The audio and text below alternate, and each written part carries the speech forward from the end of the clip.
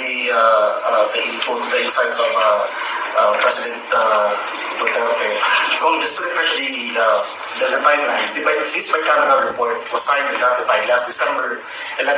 Yes, December 11, ang final meeting nila ng Bicameral Conference Committee report at pinirmahan ng members.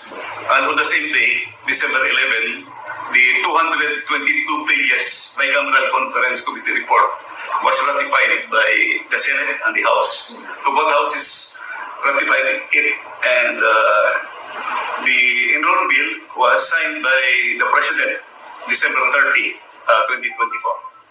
Correct me if I'm wrong, especially for those Filipinos na to put this lang maintindihan nila, simply sir, kumbaga, there's this document, this bicameral report, na pinirmahan na may mga blanco pa na items. Yes, makikita ito, nandito sa, ito yung copy ng, total copy ng Bicameral Conference Committee report.